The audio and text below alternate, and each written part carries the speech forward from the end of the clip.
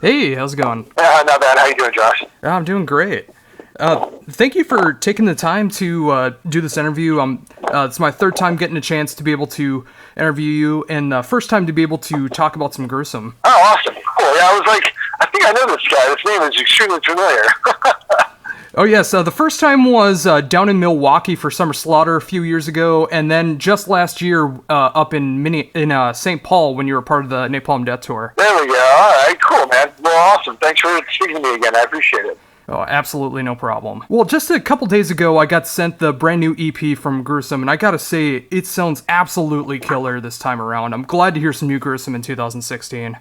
Oh, thanks, man. Right on. Glad you got it. So what went into the process for making an EP this time around? Well, I write a lot of material. I mean, like, I'm constantly writing material. I mean, some of it has nothing to do with metal. Some of it has, it just depends. Like, it could be anything. But, so it's never really an issue of not having the material.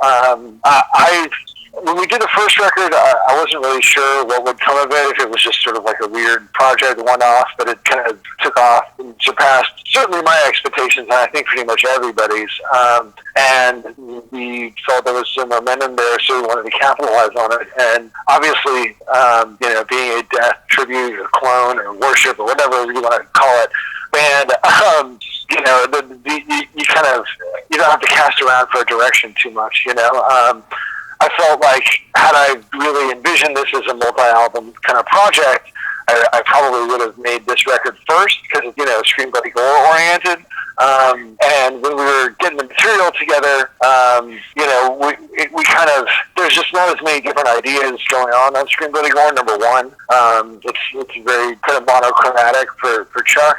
So there wasn't that much stuff to pull from, and number two, we'd already kind of pulled some stuff from Scream Bloody Gore, like the intro for Trapped in Hell is kind of like our zombie ritual intro, and so we kind of covered some of the bases already, so there wasn't quite as much material to exploit without it getting repetitive, hence why it's an EP rather than a full-length album, And plus, I think Scream Bloody Gore, I want to say, has 10 songs on it, rather than 8, like Spiritual Healing, Leprosy, and Human, so it would have been kind of a bit more writing to come up with a full album of this. So it ended up being an EP, and we also felt that aesthetically, since we are a death tribute band or whatever, if we're going to be doing stuff and kind of progressing and covering different areas of Death's discography, we needed to shoehorn this really raw, kind of primitive death metal, Scream Bloody Gore vibe. We needed to shoehorn this in as soon as possible within our discography, so that it made a sort of chronological sense, going from, raw death metal to sort of sophisticated death metal to kind of like techie prog stuff or whatever, So this is kind of our way of shoehorning in our little Scream Bloody Gore into our discography. And it's definitely done in a great way, too. I mean, it definitely has that Scream Bloody Gore feel to it. And I appreciate that it is an EP, because it makes me want to go back and start from the beginning over and over again, because it is shorter. It just makes me want to go back and keep listening. Yeah, well, the one thing, I kept calling it a mini album, and everyone kept saying that nobody calls it a mini album anymore. But I was like, I wanted it to sort of, it was an important clarification to me, because an EP could be like 3 songs, like a single, a fucking, B-side and like a live track kind of thing. And I was like, no, this is not what this is. This is like, it's really only two songs shy of, qualifying for a full-length album. So it's fairly substantial, I don't want people to think, I won't bother, it's just an EP. It's like, well, it's a 6-song EP versus an 8-song album. So it's the vast majority have a full-length album, But yeah, Albert from Decibel was telling me that he liked the EP format better for Gruesome as well, which I thought was kind of funny. I responded to that like, that way the blatant mimicry gets less of a chance to, lose its novelty or whatever. Oh, that's cool. And of course, you guys have some shows coming up as well. I imagine both the EP and the album are going to get represented live, right? Absolutely. It's cool because the record comes out on May 20th. I think Maryland Deathfest is the next weekend, if I remember correctly, or it's that weekend. Yeah. So that's our first show supporting the EP. of course, with the wonders of the interweb, I'm assuming that people will be relatively familiar with a couple of the songs already. So we're definitely looking forward to getting a chance to play some of these new songs because, going out and having one album and we were able to do a bunch of headlining shows. Or not a bunch, but we did like 7 or 8 headlining shows. We essentially ended up playing like every song that we had. So it's good to be able to have, more than enough material to fill up a set and we can sort of pick and choose or whatever. Yeah, it's definitely cool, and I'm glad to see that Gruesome has gotten to that point as well, because it is great to see this worship of death being formed into brand new material in 2015 and 16. Yeah, it's really taken me by surprise, like how well received the record was, and the fact that there seems to be, a pretty good demand for it. Like I said, we did our first mini tour or whatever was, 7 headlining shows, and every show was really good, and we did kind of what you're not supposed to do. We played Miami, Tampa, and Orlando, you're kind of supposed to only do like 2 of those at the most. And all the shows were really good. My friends in Orlando were like, I can't believe there's this many people here on a Thursday night. So maybe because it's our hometown, I'm not really sure, but it went really well. And, rather than doing like San Francisco and LA, we did San Diego and LA.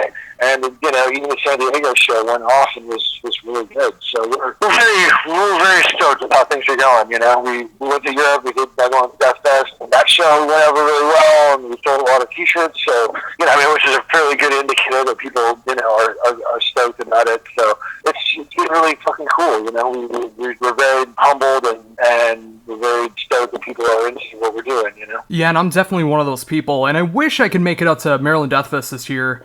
I made it out last year, but I just wasn't able to make the trip from Minnesota to Maryland this time around. But with that said, it's a commitment. Yeah, it's a little bit of a drive, but but I know it's going to be a packed crowd for you guys. I can't imagine that it wouldn't be. I hope so.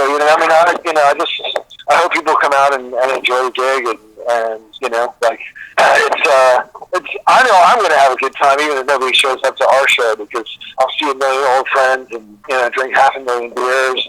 I'll be happy, but it'd be even better if we get a chance to put some smiles on some faces by playing death metal.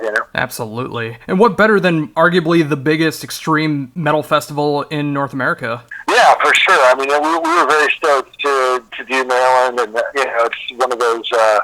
It's one of those key gigs because we don't play a lot. So, if you only do a few shows, that's probably the show in the U.S. that you want to be doing. So, and the lineup, as always, is really good. I just want to see Exciter, and I'll be happy. And, there's a ton of good bands. And I think we're playing really early, though. We're playing at like 2 in the afternoon or something ridiculous. Like where I would normally be waking up at Maryland Deathfest. So I try not to be too hungover. That would be my goal. Well, that's good, though. You get to play early, then you get to start drinking, and you get to have a great time watching all the bands that you were there to see as well. Exactly. Business before pleasure. Oh, for sure. Now, of course, with Gruesome, at least right now, just doing a few dates here and there, do you ever see that changing in the future, or is this just always going to be like a especially one-off thing? Well, we've talked about it, and we've been approached about different things, and, we all have kind of varying schedules based on other bands and real life, and, it's just a geographical constraint. When the time comes and the right opportunity comes together, I think that would be very cool.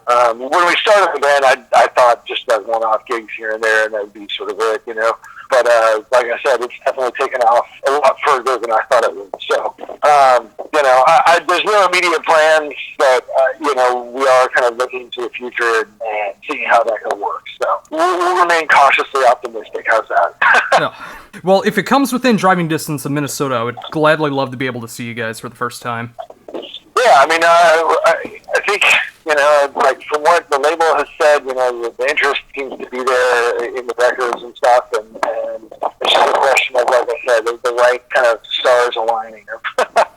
Oh, very cool. Of course, you mentioned that you originally thought that Gruesome was just going to be a one-off album, but now with the rise of popularity with the band, do you see yourself covering the entire span of death, or are you guys going to be sticking to like the earlier stuff? Well, I think, my first inclination when we started, just discussing discussing this project or whatever, is I thought, I just want to stay within the sort of early parameters and things like that. But after kind of seeing the reaction to it and kind of getting a little perspective after doing now, 2 records, we do want to kind of move forward throughout Death's chronology. And I mean, part of it, I think, is, for me personally, I feel like I have a little bit to prove, I remember when I played with Death All and Holland, and people were kind of like, I didn't know you like that good of a guitar player. I didn't know you could do that. And I was like, of course I can do that. I just, I prefer to play grindcore with Exhumed. That's what I prefer. But to me, there's an element of having a little bit to prove. And also, just the fact that we've already gone out and done more gigs than I thought we probably ever would have. You can't just keep touring on, or playing live off of, 2 albums or whatever. We already have, a pretty good chunk of material written for our next album, which is kind of in the spiritual healing vein. And then I also have a few songs written for for the eventual follow-up, which would be more like human, individual thought patterns type stuff. So it's a fun challenge for me, just kind of like, figuring out how to write these songs and looking into those riffs that Chuck was writing during those periods. And I think that because the response to the band has been so positive, I think in a way people are going to expect that, you know what I mean? And I also, being that I have a history of singing, playing with Exhumed for all this time, and have been a pretty staunch advocate for old school death metal. I mean, everyone's going to be like, oh, of course the guy from Exhumed just wants to play fucking Leprosy shit all day. So, again, it's sort of a personal challenge for me as well. Well, I'm glad to see it, and I'm glad you brought up the point that you're proving people wrong, that you can play more than what people would just know you for. And that's so true of many musicians in so many different genres. They just know them from one side, and they have no idea that they can play other styles as well. I'm glad that you're proving so many people wrong that could doubt you on being able to play what you can. Well, like I said, I think the proof will be in the pudding probably in a couple of years when we have a record out that sounds like Human, because, Gus has known Sean, our drummer, Gus Rios, has known Sean Reiner for, like 20 years. He took drum lessons from him. So, if anybody can play like Sean Reiner outside of Sean Reiner, it's Gus. So it seems foolish not to use that as well. And, Dan is a really accomplished guitar player who can do all kinds of crazy shit. So I have no problem throwing some challenges at him. Like, you can give me a Paul Masvidal, so let's get weird, It would be interesting. Oh, very much so. So, do you imagine when you get to that point, when you start writing more for the human and individual thought patterns, that's going to be the most challenging era of Death to be able to write for? Or do you feel like the symbolic sound of Perseverance might be the hardest, if you make it that far? Well, I think, to me, the human stuff is a bit of a challenge, because it's certainly when Chuck kind of got out of the box a little bit, and started using some more different intervals, not to get too technical, but he uses a lot of, certainly on the first 3 albums, it's pretty strictly sticking to mostly harmonic minor stuff and, certain chord combinations, the E, F, G, G sharp is one of the main core chord combinations that he uses. And, or, you can modulate it, but those intervals. And, so there's a bit more to dig into there. And also, I think, like most people that start a band or form bands, I think the stuff that you listen to before you start your own band is the stuff that you spend time learning a lot. So I grew up playing, riffs from Scream Bloody Gore and Leprosy, from the time I was 13. And by the time Human had come out, we were already, working on the really Exhumed demos and stuff. So I was spending more time composing my own music rather than sitting around and learning other people's songs. So I'm less familiar with it as a guitar player because I haven't, I was figuring out genetic reconstruction and done Ritual and Pull the Plug and all those songs when I was, when I've been playing guitar for a year.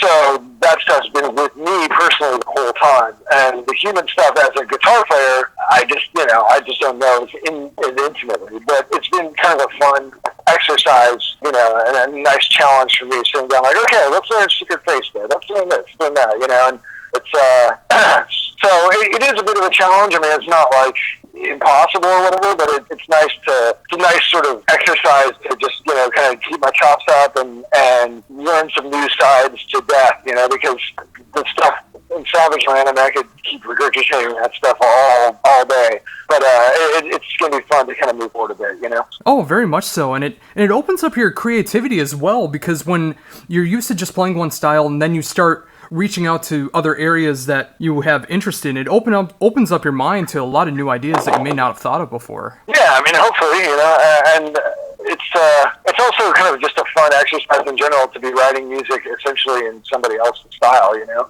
The nice thing about the Dimensions of Horror being based on Scream Bloody Gore is that the song structures have a little bit more variation than the later Death stuff, which tends to all kind of go in the same format in terms of just arrangement-wise. And the Scream Bloody Gore stuff is a little bit more traditional and like a little bit more how I would naturally write anyway. So it was like really, once I had two riffs, I mean, I just would like have a finished song in like 2 hours. So, you know, with, you know, drum tracks written and everything else, it was really easy and like right in my wheelhouse. So it's nice to kind of get out of that and, you know, walk around in somebody else's shoes. And, you know, of course, it's going to change your perspective when you go back to being in your own shoes, you know, metaphorically speaking. Oh, very much so. So, with this whole experience with Gruesome, what would you say is the biggest thing you've learned about death since you started Gruesome?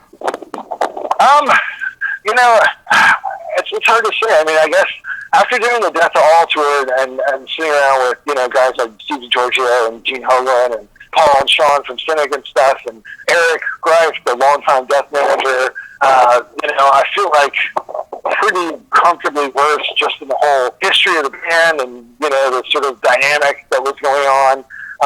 You know, and I learned a lot just even as far as kind of like a lot of the albums that came out later and really sort of passed me by. Like, I'd never even heard The Sound of Perseverance before until I did that Death to All tour. I had 10 days, like, all right, learn Bite the Pain. I was like, what's Bite the Pain? Fuck.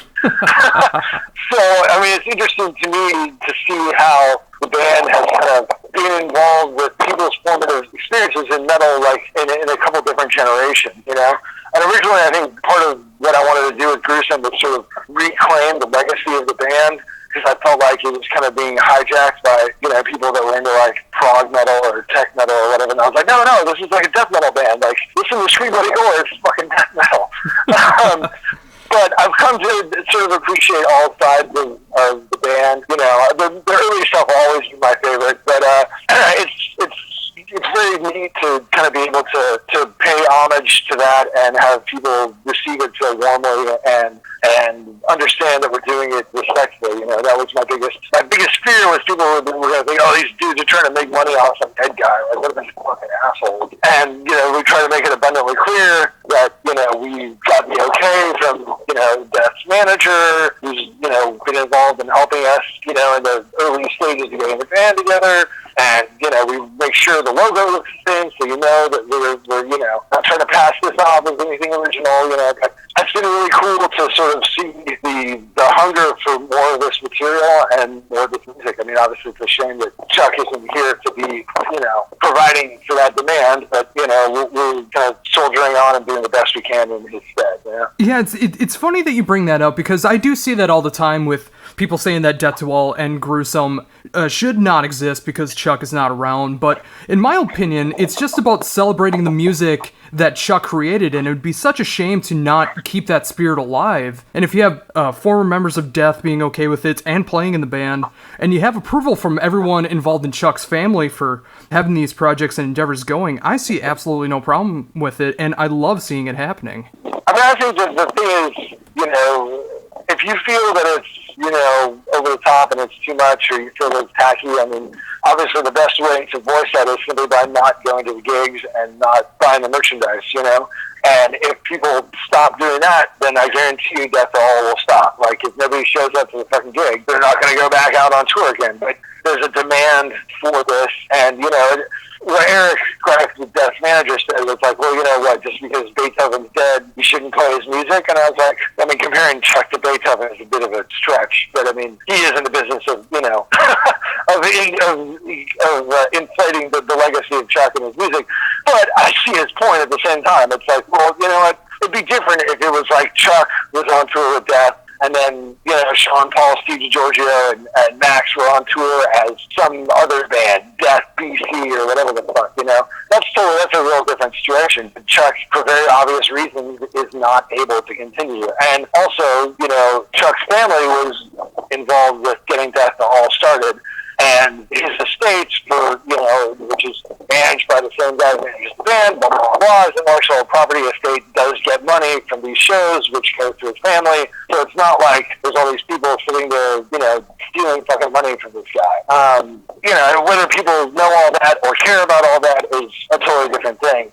And then, we're also not sitting around in our fucking Bentleys, snorting cocaine off of high-class escorts with all the money we're making from Gruesome. I mean, I'm on my lunch hour at my job right now. So there's not enough money in this, at least for me, for it to be worthwhile to exploit this. That's not where I'm coming from.